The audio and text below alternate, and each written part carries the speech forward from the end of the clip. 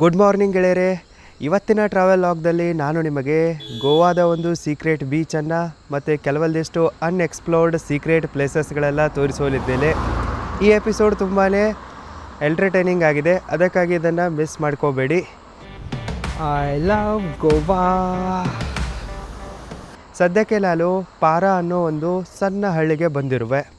ಈ ಪಾರಾ ಹಳ್ಳಿಯಲ್ಲಿ ಶಾರುಖ್ ಖಾನ್ ಅವರ ಡಿಯರ್ ಜಿಂದಗಿ ಮೂವಿಯ ಕೆಲವೊಂದಿಷ್ಟು ಸೀಕ್ವೆನ್ಸ್ಗಳು ಶೂಟ್ ಆಗಿದ್ವು. ಅದಕ್ಕಾಗಿ ಈ ಏರಿಯಾ ತುಂಬಾ ಫೇಮಸ್ ಆಗಿದೆ. ಅದನ್ನು ನಾನು ಮೊದಲು ತೋರಿಸುವೆ. ಅದಾದ ನಂತರ ಒಂದೊಂದಾಗಿಯೇ ಸೀಕ್ರೆಟ್ ಪ್ಲೇಸ್ಗಳನ್ನ ನೋಡುತ್ತಾ ಫೈನಲ್ ನಮ್ಮ ಮೇನ್ ಸೀಕ್ರೆಟ್ ಬೀಚ್ಗೆ ಹೋಗೋಣ. ಭಾರತದ ಮಾರ್ನಿಂಗ್ ವೈಬ್ಸ್ ಇರುತ್ತಲ್ಲ, ಅದೆಷ್ಟೊಂದು ಬ್ಯೂಟಿಫುಲ್ ಆಗಿರುತ್ತೆ ನೋಡಿ.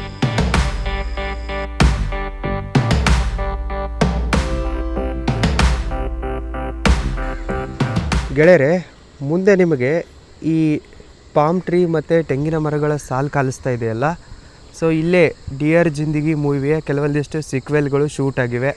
ನೀವು ಶಾರುಖ್ ಖಾನ್ ಮತ್ತು ಆಲಿಯಾ ಭಟ್ ಅವರ ಕನ್ವರ್ಸೇಷನ್ನೆಲ್ಲ ನೋಡಿರ್ಬೋದು, ಅದು ಇಲ್ಲೇ ಶೂಟ್ ಆಗಿದೆ. ಅದಕ್ಕಾಗಿ ಇಲ್ಲಿ ಬಹಳಷ್ಟು ಜನ ಬರ್ತಾರೆ. ಇದು ಹುಡುಗಿಯರ ಮೋಸ್ಟ್ ಫೇವ್ರೇಟ್ ಜಾಗ ಆಗಿದೆ. ಇಲ್ಲಂತೂ ಫೋಟೋಶೂಟ್ ಎನಿ ಟೈಮ್ ನಡೀತಾನೆ ಇರುತ್ತೆ. ಇದು ತುಂಬಾ ಬಿಜಿಯೆಸ್ಟ್ ಆಗಿರುವ ರೋಡ್ ಆಗಿದೆ. ಇದರ ಒಂದು ವ್ಯೂ ಈ ರೀತಿ ಇದೆ, ಎಂಜಾಯ್ ಮಾಡಿ.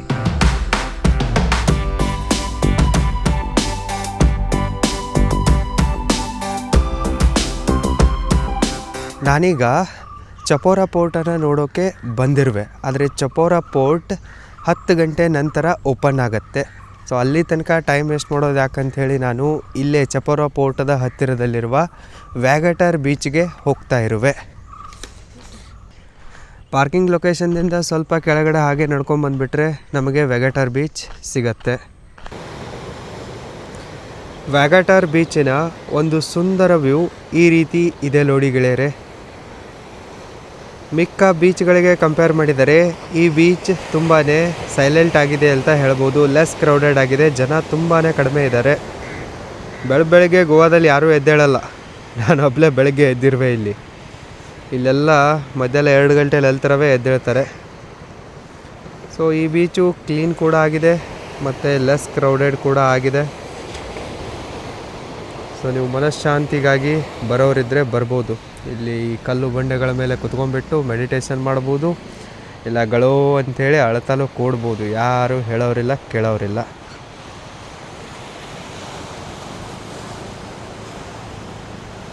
ಎಷ್ಟು ನೋಡೋದಿದೆ. ಬೀಚ್ ನೋಡಿ ಬೇಸರ ಆಗಿಬಿಡುತ್ತೆ. ಫಸ್ಟ್ ಟೈಮ್ ಸಮುದ್ರ ನೋಡುವಾಗ ಇರೋ ಎಕ್ಸೈಟ್ಮೆಂಟು ಸಮುದ್ರ ನೋಡಿದ ಮೇಲೆ ಇರಲ್ಲ. ನಾನು ಈ ಬೀಚಲ್ಲಿ ಒಂದು ಅರ್ಧ ಗಂಟೆ ಇದೇ ಥರ ವಾಕಿಂಗ್ ಮಾಡುವೆ. ಅದಾದ ನಂತರ ಇಲ್ಲಿಂದ ಸೀದಾ ಚಪೋರಾ ಪೋರ್ಟ್ಗೆ ಹೋಗುವೆ. ವ್ಯಾಗಟರ್ ಬೀಚ್ನಲ್ಲಿ ಇನ್ನೊಂದು ವಿಶೇಷವಾದ ಸಂಗತಿ ಇದೆ ಗೆಳೆಯರೆ. ಅಲ್ಲಿ ದೂರದಲ್ಲಿ ನಿಮಗೊಂದು ಕಲ್ಲು ಬಂಡೆ ಕಾಣಿಸ್ತಾ ಇದೆ ಅಲ್ಲ, ಅದರ ಆ ಸೈಡು ಒಂದು ಶಿವ ಸ್ಟ್ಯಾಚು ತಯಾರಾಗಿದೆ, ಅಥವಾ ತಯಾರು ಮಾಡಿದಾರೋ ಯಾರೋ ಗೊತ್ತಿಲ್ಲ. ಸೊ ಅದರ ಮೇಲೇ ಅದಕ್ಕಾಗಿ ಒಂದು ತ್ರಿಶೂಲವೆಲ್ಲ ನಿಲ್ಲಿಸಿದ್ದಾರೆ ನೋಡಿ. ನಿಮಗೆ ಕಾಣಿಸ್ತಾ ಇರ್ಬೋದು, ಅಲ್ಲಿ ಜೂಮ್ ಹಾಕಿ ತೋರಿಸ್ತಾ ಇರುವೆ.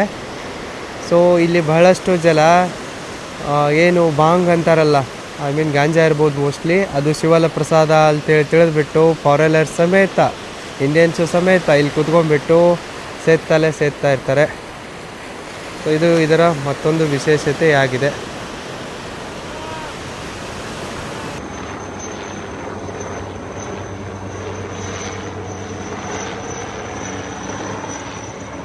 ಒಂದು ವೇಳೆ ನೀವು ಯೂಟ್ಯೂಬ್ ಚಾನಲ್ ಕ್ರಿಯೇಷನ್, ಮೊನೆಟೈಸೇಷನ್ ಮತ್ತು ಮ್ಯಾನೇಜ್ಮೆಂಟನ್ನು, ಪ್ರೊಫೆಷ್ನಲ್ ವಿಡಿಯೋ ಎಡಿಟಿಂಗನ್ನು, ಮೊಬೈಲ್ ವಿಡಿಯೋ ಎಡಿಟಿಂಗನ್ನು, ಸ್ಮಾರ್ಟ್ಫೋನ್ ಫೋಟೋಗ್ರಫಿಯನ್ನು, ಸ್ಮಾರ್ಟ್ಫೋನ್ ಫಿಲಮ್ ಮೇಕಿಂಗನ್ನು ಕಲಿಯುವ ಆಸೆಯನ್ನು ಹೊಂದಿದ್ದರೆ ಈಗಲೇ ನೀವು roaringfilmschool.comಗೆ ವಿಸಿಟ್ ಮಾಡಿ ಮತ್ತು ಕಲೀರಿ. ಲಿಂಕ್ ಈ ವಿಡಿಯೋದ ಡಿಸ್ಕ್ರಿಪ್ಷನ್ ಬಾಕ್ಸಲ್ಲೂ ಕೂಡ ಇದೆ, ಚೆಕ್ ಮಾಡಿ.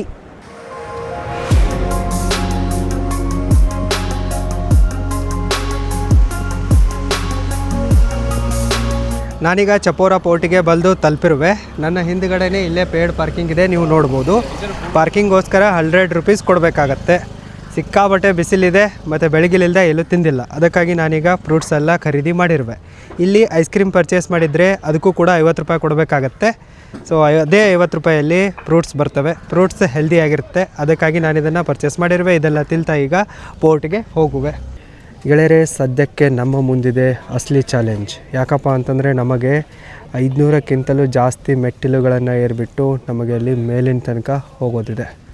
ಸೊ ನಾವು ಈಗ ಬೇಗನೆ ಹೋಗೋಣ.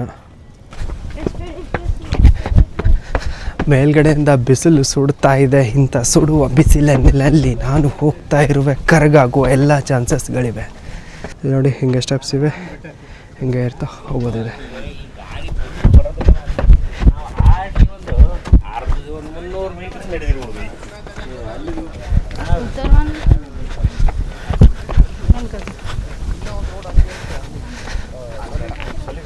ಇನ್ನೂ ಇಷ್ಟೊಂದು ಮೆಟ್ಟಿಲುಗಳು ಇರೋದನ್ನು ಬಾಕಿ ಇದೆ.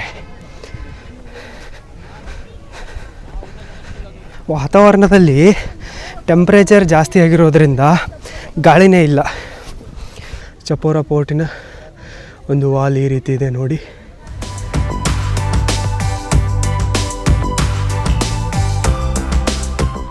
ಒಳಗಡೆ ನೋಡಿದರೆ ಇದಂತೂ ಕಂಪ್ಲೀಟ್ ಡಿಸ್ಟ್ರಾಯ್ ಆಗಿರೋ ಥರ ಕಾಣಿಸ್ತಾ ಇದೆ. ಎಲ್ಲ ಕಡೆನೂ ಪೋರ್ಟ್ ಡಿಸ್ಟ್ರಾಯ್ ಆಗಿದೆ ಮತ್ತು ಕಪಲ್ಸ್ ಫೋಟೋಶೂಟ್ ಜಬರ್ದಸ್ತಾಗಿ ನಡೀತಾ ಇದೆ.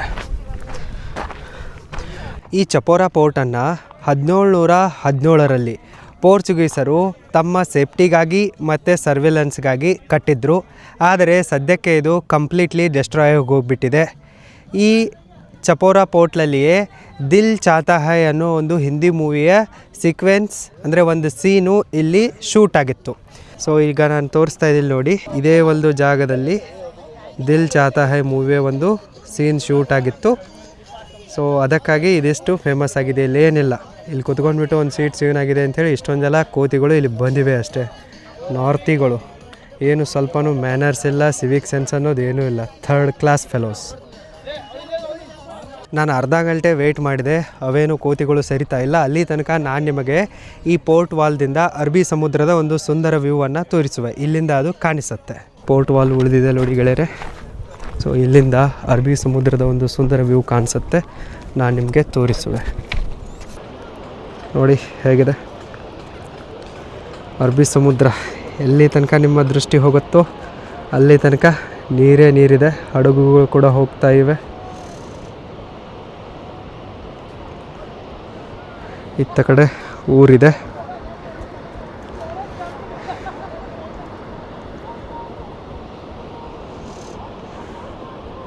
ಇಷ್ಟ ಗೆಳೆಯರೆ ಈ ಚಪೋರ ಪೋರ್ಟಿನ ಕತೆ. ಇಲ್ಲಿಂದ ನಾನು ಸೀದಾ ಫಾರಿನರ್ಸ್ ಬೀಚಿಗೆ ಹೋಗೋನಿದ್ದೇನೆ. ಅದಕ್ಕೆ ರಷ್ಯನ್ ಬೀಚ್ ಅಂತಲೂ ಕೂಡ ಕರೀತಾರೆ. ಇವತ್ತಿನ ಟ್ರಾವೆಲ್ ಜರ್ನಿಯ ಮೇನ್ ಅಟ್ರ್ಯಾಕ್ಷನ್ ಅದೇ ಆಗಿದೆ. ಸೊ ಇಲ್ಲಿಂದ ಅದು 20 ಕಿಲೋಮೀಟ್ರ್ ಡಿಸ್ಟೆನ್ಸ್ದಲ್ಲಿದೆ. ಹೋಗೋಕ್ಕೆ 1-1.5 ಗಂಟೆ ಬೇಕಾಗತ್ತೆ. ಸೊ ಇಲ್ಲಿಂದ ನಾನು ಸೀದಾ ಫಾರಿನರ್ಸ್ ಬೀಚಿಗೆ ಹೋಗುವೆ.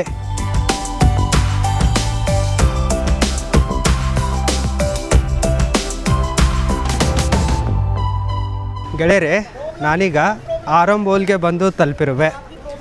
ಇದು ಗೋವಾದ ಲಾಸ್ಟ್ ವಿಲೇಜ್ ಅಂತ ಹೇಳಿದರೂ ಕೂಡ ತಪ್ಪಾಗಲ್ಲ. ಇಲ್ಲಿಂದ ಮುಂದೆ ಮಹಾರಾಷ್ಟ್ರ ಶುರುವಾಗತ್ತೆ, ಕೊಂಕಣ ತೀರ ಶುರುವಾಗತ್ತೆ, ಇಲ್ಲಿಗೆ ಗೋವಾ ತೀರ ಮುಗಿಯುತ್ತೆ. ಈಗ ನಾನು ಆರಂಬೋಲ್ನ ಮೇನ್ ಮಾರ್ಕೆಟ್ದಿಂದ ನಡ್ಕೊಂಡು ಆರಂಬೋಲ್ ಬೀಚ್ಗೆ ಹೋಗ್ತಾ ಇರುವೆ. ಸೊ ಆರಂಬೋಲ್ ಬೀಚ್ದಿಂದ ಸ್ವಲ್ಪ ಮುಂದೆ ಹೋದರೆ ನಮಗೆ ನಮ್ಮ ಇವತ್ತಿನ ಟಾರ್ಗೆಟ್ ಡೆಸ್ಟಿನೇಷನ್ ಫಾರಿನರ್ಸ್ ಬೀಚ್ ಸಿಗತ್ತೆ. ಅಲ್ಲೊಂದು ಸ್ವೀಟ್ ವಾಟರ್ ಲೇಕ್ ಕೂಡ ಇದೆ, ಅದನ್ನು ಕೂಡ ನೋಡೋದಿದೆ. ಸೊ ಈ ಆರಂಬೋಲ್ ಬಗ್ಗೆ ಹೇಳಬೇಕಪ್ಪ ಅಂತಂದರೆ ಇದು ತುಂಬಾ ಲೆಸ್ ಕಮರ್ಷಿಯಲ್ ಆಗಿರುವ ಜಾಗ ಆಗಿದೆ. ಗೋವಾದ ಆ ಸೈಡಿಗೆ ಕಂಪೇರ್ ಮಾಡಿದರೆ ಇಲ್ಲಿ ಎಲ್ಲವೂ ಕೂಡ ಸಸ್ತಾ ರೇಟಿಗೆ ಸಿಗತ್ತೆ. ನೀವೇನಾದರೂ ಬಜೆಟ್ ಫ್ರೆಂಡ್ಲಿ ಗೋವಾ ಟ್ರಾವೆಲ್ ಮಾಡಬೇಕು ಅಂತ ಅಂದ್ಕೊಂಡಿದ್ರೆ Arambol is best option for you. ಮತ್ತು ಆರಂಬೋಲ್ದಲ್ಲಿಯೇ ಜಾಸ್ತಿ ಜನ ಫಾರಿನರ್ಸ್ಗಳು ಬರ್ತಾರೆ. ಈಗ ನಾವು ಮೊದಲು ಆರಂಬೋಲ್ ಬೀಚ್ಗೆ ಹೋಗೋಣ. This is the entrance of Arambol beach.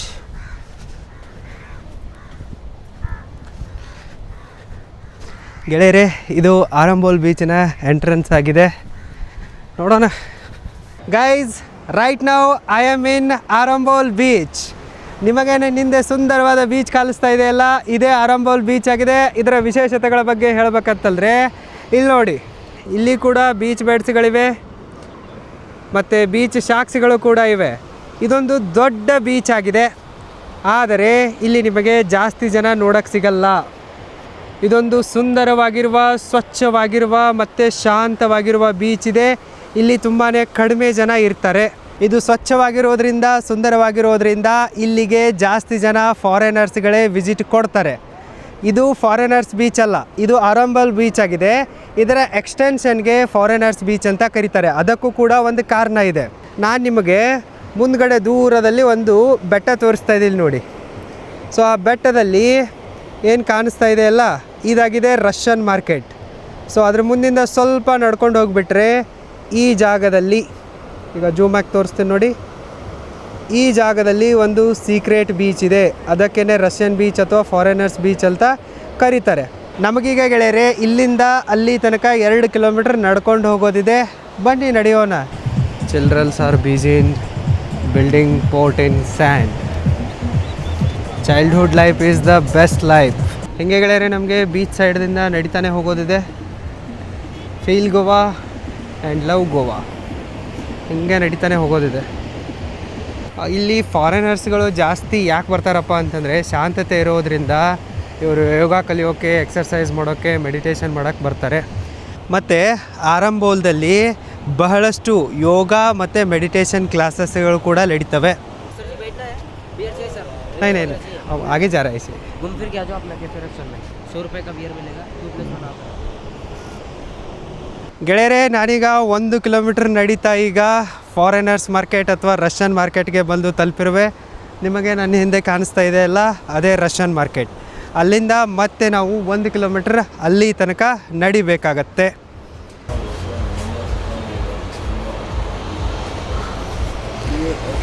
ಈ ಫಾರಿನರ್ಸ್ ಮಾರ್ಕೆಟ್ನಲ್ಲಿ ಫಾರಿನರ್ಸ್ಗೆ ಏನು ಬೇಕೋ ಅದೆಲ್ಲವೂ ಕೂಡ ಸಿಗುತ್ತೆ. ಇಲ್ಲಿವೆ ನೋಡಿ ಐಟಮ್ಗಳು, ಗಾಂಜಾ ಊದೋಕ್ಕೆ ಏನೇನು ಬೇಕೋ ಅವೆಲ್ಲ ವ್ಯವಸ್ಥೆ ಇದೆ. ವೈನ್ಸ್ ಬೇಕಂದ್ರೂ ವೈನ್ಸ್ ಕೂಡ ಸಿಗುತ್ತೆ. ಡ್ರೆಸ್ ಕಲೆಕ್ಷನ್, ಫಾರಿನರ್ಸ್ಗಳ ಚಾಯ್ಸಿಗೆ ತಕ್ಕಂತೆ ಇಲ್ಲೆಲ್ಲವೂ ಕೂಡ ಸಿಗುತ್ತೆ. ಮ್ಯೂಸಿಕಲ್ ಇನ್ಸ್ಟ್ರೂಮೆಂಟ್ಸ್,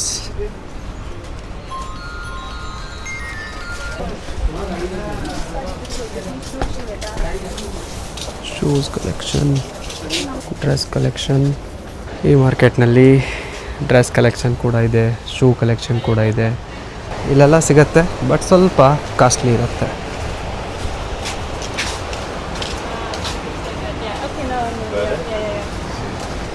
ಇಲ್ಲಿಂದ ಆರಂಬೋಲ್ ಬೀಚ್ನ ಒಂದು ವ್ಯೂ ಕಾಣಿಸ್ತಾ ಇದೆ ನೋಡಿ.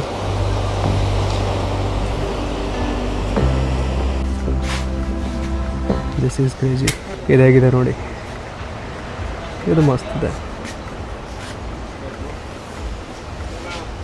ಇಲ್ಲಿ ಕೆಲವೊಂದಿಷ್ಟು ಹ್ಯಾಂಡ್ ಕ್ರಾಫ್ಟೆಡ್ ಐಟಮ್ಸ್ಗಳು ಕೂಡ ಇವೆ. ಇಲ್ಲಿ ಬಗೆ ಬಗೆಯಾದ ಶಂಖಗಳು ಕೂಡ ಇವೆ.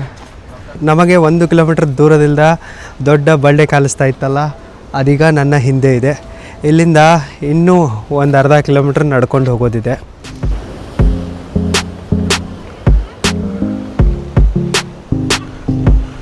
ನಾವೀಗ ಕ್ಲೈಮ್ಯಾಕ್ಸ್ಗೆ ಬಂದು ತಲುಪಿದ್ದೇವೆ. ಇಲ್ಲಿ ಕೊನೆಯಲ್ಲಿ ಹೋಗೋಕ್ಕೆ ಸರಿಯಾದ ದಾರಿ ಇಲ್ಲ. ಇಂತಹ ಬಂಡೆಗಳ ಮೇಲಿಂದಲೇ ಸೇಫಾಗಿ ನಡ್ಕೊಂಡು ಹೋಗಬೇಕಾಗತ್ತೆ. Welcome to secret beach of Goa.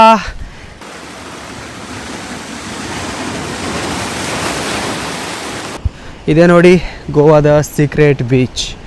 ಆರಂಬೋಲ್ ಬೀಚ್ನ ಎಕ್ಸ್ಟೆನ್ಷನ್ನಲ್ಲಿ ಇದಿದೆ. ಇದೆ ನೋಡಿ ಗೆಳೆಯರೆ, ಫಾರಿನರ್ಸ್ ಬೀಚ್, ನ್ಯೂಡ್ ಬೀಚ್ ಅಥವಾ ರಷ್ಯನ್ ಬೀಚ್.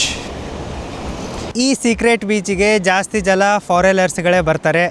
ಸೈಡ್ನಲ್ಲಿಯೇ ರಷ್ಯನ್ ಮಾರ್ಕೆಟ್ ಇದೆ. ಅಲ್ಲಿ ಅವರಿಗೆ ಇಳಿದುಕೊಳ್ಳೋಕೆ ರೂಮ್ಗಳು ಕೂಡ ಸಿಗ್ತವೆ. ತಿಂಗಳಾನುಗಟ್ಟೆ ಅವರು ಅಲ್ಲೇ ಇರ್ತಾರೆ. ಇಲ್ಲಿ ಅವರು ಬಂದು ಸ್ನಾನ ಮಾಡ್ತಾರೆ. ಈ ಬೀಚಿಗೆ ನ್ಯೂಡ್ ಬೀಚ್ ಅಂತ ಯಾಕೆ ಕರೀತಾರಪ್ಪ ಅಂತಂದರೆ, ಫಾರಿನ್ನಲ್ಲಿ ಕೆಲವೊಂದಿಷ್ಟು ದೇಶಗಳಿವೆ ಅಲ್ಲ, ಅಲ್ಲಿ ಬಿಸಿಲೇ ಇರಲ್ಲ, ಸಿಕ್ಕಾಪಟ್ಟೆ ಚಳಿ ಇರುತ್ತೆ, ಐಸ್ ಬೀಳ್ತಾ ಇರುತ್ತೆ. ಅದಕ್ಕಾಗಿ ಅವರು ನವೆಂಬರ್ದಿಂದ ಫೆಬ್ರವರಿ ತನಕ ಭಾರತಕ್ಕೆ ಬರ್ತಾರೆ. ಸೊ ಇಲ್ಲಿ ಬಿಸಿಲು ಸ್ನಾನ ಮಾಡ್ತಾರೆ. ಸಮುದ್ರದಲ್ಲಿ ಅವರು ಸ್ವಿಮ್ಮಿಂಗ್ ಮಾಡ್ತಾರೆ. ಸೈಡ್ನಲ್ಲಿ ಈ ಥರ ಬಂದು ಬಿದ್ಕೊಂಬಿಟ್ಟು ಬಿಸಿಲು ಸ್ನಾನ ಮಾಡ್ತಾರೆ. ಅದಾದ ನಂತರ ಇಲ್ಲಿ ಪಕ್ಕದಲ್ಲೇ ಮತ್ತೊಂದು 500 ಮೀಟ್ರ್ ಒಳಗಡೆ ಹೋದರೆ ಮುಲ್ತಾನಿ ಮಿಟ್ಟಿಯ ಒಂದು ಸಣ್ಣ ಜಾಗ ಇದೆ. ಜೊತೆಗಲ್ಲಿ ಒಂದು ಸ್ವೀಟ್ ವಾಟರ್ ಲೇಕ್ ಕೂಡ ಇದೆ. ಸೊ ಅವರು ಇಷ್ಟೆಲ್ಲ ಫೆಸಿಲಿಟಿಗಳನ್ನ ಎಂಜಾಯ್ ಮಾಡೋದಕ್ಕಾಗಿ ಇಲ್ಲಿ ಬರ್ತಾ ಇರ್ತಾರೆ. ಸೊ ಅದಕ್ಕಾಗಿ ಇದಕ್ಕೆ ರಷ್ಯನ್ ಬೀಚ್, ಫಾರಿನರ್ಸ್ ಬೀಚ್ ಅಥವಾ ನ್ಯೂಡ್ ಬೀಚ್ ಅಂತ ಕರೀತಾರೆ. ಈಗ ಗೆಳೆಯರೆ ನಾವು ಸೀದಾ ಸ್ವೀಟ್ ವಾಟರ್ ಲೇಕಿಗೆ ಮತ್ತು ಮುಲ್ತಾನಿ ಮಿಟ್ಟಿ ಸಿಗುವ ಜಾಗಕ್ಕೆ ಹೋಗೋಣ. ಮತ್ತೊಂದು 10 ನಿಮಿಷ ನಡಿಬೇಕಾಗತ್ತೆ ಅಷ್ಟೇ. ಸ್ವಲ್ಪ ಬೇಗನೆ ನಡ್ಕೊಂಡು ಹೋಗುವೆ, ಇಲ್ಲ ಅಂತಂದರೆ ಮತ್ತೆ ಸೂರ್ಯಾಸ್ತ ಆಗಿಬಿಡತ್ತೆ, ಏನೂ ನೋಡೋಕ್ಕೆ ಸಿಗಲ್ಲ. ಸ್ವೀಟ್ ವಾಟರ್ ಲೇಕ್ ಭಯ್ಯ, sweet water lake road. Thank you. This is the way to sweet water lake. ಇದೆಲ್ಲ ನೋಡಿ ಗೆಳೆಯರೆ ಸ್ವೀಟ್ ವಾಟರ್ ಲೇಕ್. ಸಮುದ್ರದ ಅಕ್ಕಪಕ್ಕದಲ್ಲಿ ಎಲ್ಲೂ ಕೂಡ ಸ್ವೀಟ್ ವಾಟರ್ ಸಿಗಲ್ಲ, ಬಟ್ ಇಲ್ಲಿ ಸಿಗ್ತಾ ಇದೆ. ಇದಕ್ಕಾಗಿ ಇದಕ್ಕೆ ಜಾಸ್ತಿ ಫೆಸಿಲಿಟಿ ಇದೆ. ಸ್ವೀಟ್ ವಾಟರ್ ಲೇಕ್ನ ಪಕ್ಕದಲ್ಲಿಯೇ ಮುಲ್ತಾನಿ ಮಿಟ್ಟಿ ಮಣ್ಣಿರುವ ಜಾಗಕ್ಕೆ ಹೋಗೋಕ್ಕೆ ರಸ್ತೆ ಇದೆ. ನಿಮಗೆ ನನ್ನ ಹಿಂದೆ ಒಂದು ಸಣ್ಣ ಕಾಲಾದಿ ಕಾಣಿಸ್ತಾ ಇದೆಯಲ್ಲ, ಇದೇ ಮಾರ್ಗದ ಮೂಲಕ ಹೋಗೋದಿದೆ. ಇದು ಕಾಡು ದಾರಿಯಾಗಿದೆ. ನಿಮಗೇನು ದೊಡ್ಡ ಗುಡ್ಡ ಕಾಣಿಸ್ತಾ ಇರ್ತಲ್ಲ, ಅದರ ಮೇಲೇನು ದಟ್ಟ ಕಾಡಿತ್ತಲ್ಲ, ಸೊ ಅದರ ಮಧ್ಯದಿಂದಲೇ ನಮಗೆ ಹೋಗೋದಿದೆ. ಮುಲ್ತಾನಿ ಮಿಟ್ಟಿ ಇರುವ ಜಾಗ ಕಾಡಿನ ಮಧ್ಯದಲ್ಲಿ ಸೀಕ್ರೆಟ್ ಆಗಿದೆ. ನೋಡಿ ಗೆಳೆಯರೆ, ನಿಮಗೋಸ್ಕರ ನಾನು ಎಷ್ಟೊಂದು ರಿಸ್ಕ್ ತೆಗೆದುಕೊಂಡು ಇಂತಹ ಡೇಂಜರಸ್ ಜಾಗದಿಂದ ಹೋಗ್ತಾ ಇರುವೆ. ಇದಕ್ಕಾಗಿ ಒಂದು ಲೈಕನ್ನು ಮಾಡಿ.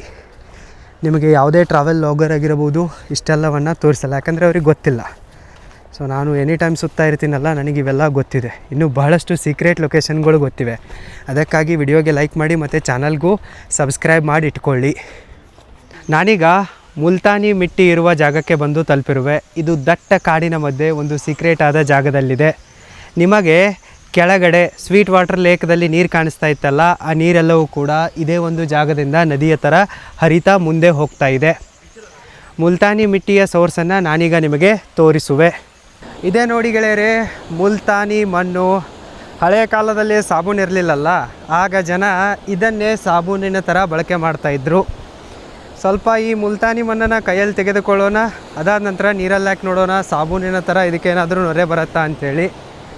ಸೊ ಉಜ್ಜಿ ನೋಡಿದೆ, ನೊರೆ ಏನೂ ಬರ್ತಾ ಇಲ್ಲ. ಸೊ ಈಗ ಕೈ ತೊಳೆದುಕೊಳ್ಳುವೆ. ಸೊ ಇದು ಹಳೆಯ ಕಾಲದ ಸಾಬೂನಾಗಿತ್ತು. ಸೊ ಇದನ್ನು ಹಚ್ಕೊಂಡ್ಬಿಟ್ಟು ಸ್ನಾನ ಮಾಡೋದ್ರಿಂದ ನಮ್ಮ ಚರ್ಮದ ಕಾಂತಿ ಹೆಚ್ಚಾಗ್ತಾಯಿತ್ತು, ನಮ್ಮ ಸ್ಕಿನ್ನು ಗ್ಲೋ ಆಗ್ತಾಯಿತ್ತು. ಹೆಚ್ಚಾಗಿ ಪೈಲ್ವಾನ್ಗಳು ಮುಲ್ತಾನಿ ಮಿಟ್ಟಿಯಲ್ಲಿಯೇ ಕುಸ್ತಿ ಆಡ್ತಾಯಿದ್ರು ಮತ್ತು ಮುಲ್ತಾನಿ ಮಣ್ಣಿನಿಂದಲೇ ಸ್ನಾನ ಮಾಡ್ತಾಯಿದ್ರು. ಆವಾಗಿನ ಕಾಲದಲ್ಲಿ ಇದೇ ಸೋಪ್ ಆಗಿತ್ತು. ಅಮೇಜಿಂಗ್ ಇದೆಯಲ್ಲ ಗೆಳೆಯರೆ, ನಾನಿಲ್ಲಿಗೆ ಗೋವಾದ ಟ್ರಾವೆಲ್ ಜರ್ನಿಯನ್ನು ಎಂಡ್ ಮಾಡ್ತಾ ಇರುವೆ. ನಿಮಗೆ ಗೋವಾದ ಸೀಕ್ರೆಟ್ ಲೊಕೇಶನ್ಗಳ ಬಗ್ಗೆ ಮಾಹಿತಿ ಈ ಲಾಗ್ನ ಮೂಲಕ ಸಿಕ್ತು ಅಂತ ಅಂದ್ಕೊತೀನಿ. ಮತ್ತೆ ಮತ್ತೊಂದು ಲಾಗ್ದಲ್ಲಿ ಮತ್ತೊಂದು ಟೂರಿಸ್ಟ್ ಲೊಕೇಶನ್ದಲ್ಲಿ ಬೇಗನೆ ಸಿಗೋಣ. ಅಲ್ಲಿ ತನಕ take care. Thank you so much.